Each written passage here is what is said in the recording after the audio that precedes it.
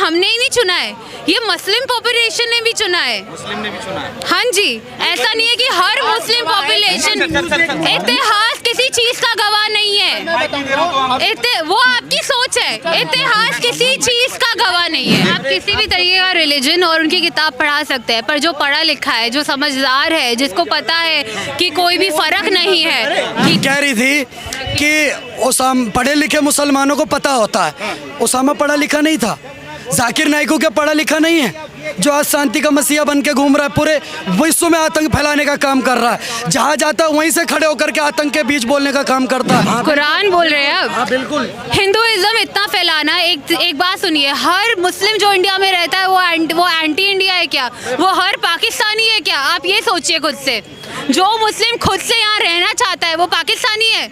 आप इन्वेस्टिगेट करिए, उसके हिसाब से पाकिस्तानी और उसके हिसाब से आप टेररिज्म निकालिए। खुद तो बायस है ना। इंडिया कहता है यतो धर्मस्ततो जया, सुप्रीम कोर्ट ऑफ इंडिया का ध्येय वाक्य यतो धर्मस्ततो जया कहाँ से लिया गया?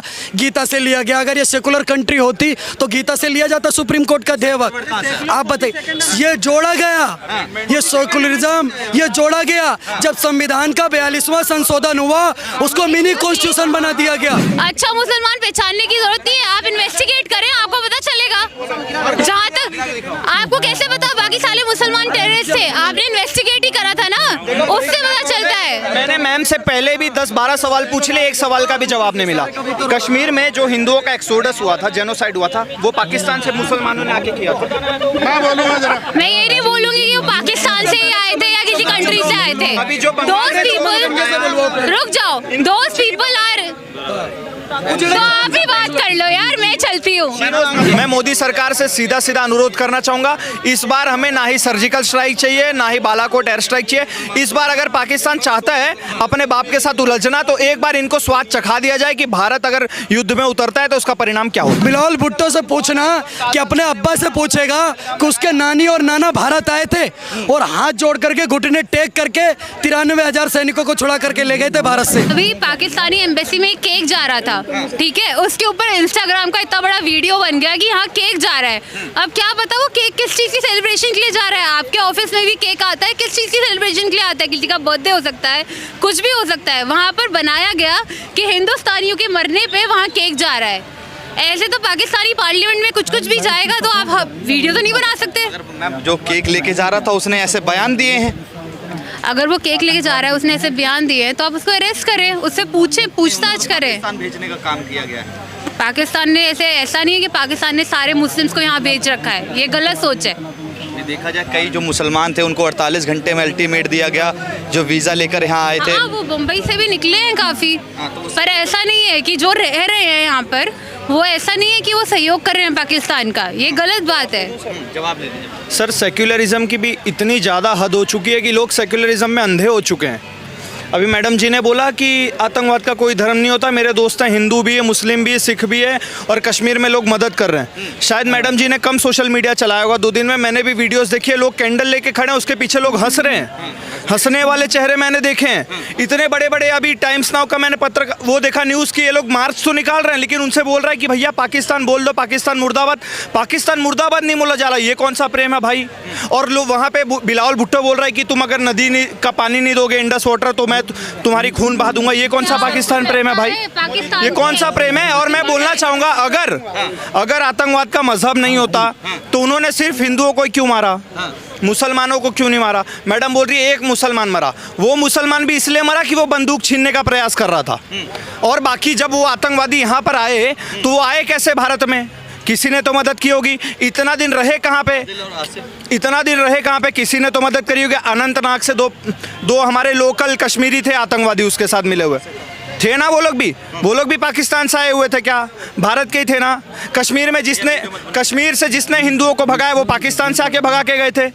हमारे यहाँ के ही थे। मुर्शिदाबाद में जो बंगाल में हिंदुओं को मार मार के भगाया गया, 500 से ज़्यादा हिंदू मुर्शिदाबाद छोड़ के मालदा पलायन करने पे मजबूर हो गए, वो भी पाकिस्तान से आए हुए थे, वो भी हमारे भारत के ही थे। अगर इसका आतंकवाद का कोई मजहब नहीं होता तो जब 26/11 आतंकवादी हमले करने वाला ये अजमल कसाब मरता है तो उसके जनाजे में, मैं मुंबई में रहता हूँ सर, बैंड्रा में लाखों लाख लोग की भीड़ गई थी, लाखों लाख की भीड़ गई थी। क्यों गई थी भाई? जब अगर यहाँ पे वो मरता है, अतीक अहमद जैसे आतंकवादी मरते हैं, मुख्तार अंसारी जैसे आतंकवादी मरते हैं, तो उनके जनाजे में कैंडल मार्च बंगाल से क्यों निकलता है? कैंडल मार्च केरला से क्यों निकलता है? कैंडल मार्च कर्नाटक से क्यों निकलता है? अगर आतंकवादियों का कोई मजहब नहीं होता तो भैया उनको दफन क्यों किया जाता है? उनके उसमें जनाजे में जो भी पढ़ते हैं भैया, कलमा वलमा क्यों पढ़ते हो तुम? क्यों पढ़ते हो बताओ? अगर कोई मजहब नहीं होता, अगर कोई मजहब नहीं होता तो उसको साले को फेंक दो, उसके पैरों, उसके सिर पे कुचल के उसको मार दो, उसको छोड़ दो, गिद्ध खाएंगे।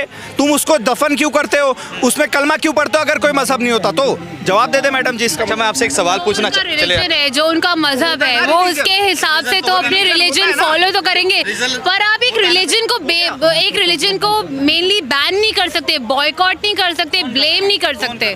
जिस हिसाब से हिंदुस्तानी अभी आजकल चल रहा है मीडिया, उसमें सारा ऐसा ही दिखाया जा रहा है। उन्होंने एक बयान दिया कि हिंदुस्तान में मुसलमानों को दबाया जाता है और इसलिए पाकिस्तान के जो लोग आए थे आतंकवादी, उन्होंने धर्म पूछकर गोलियां चलाई।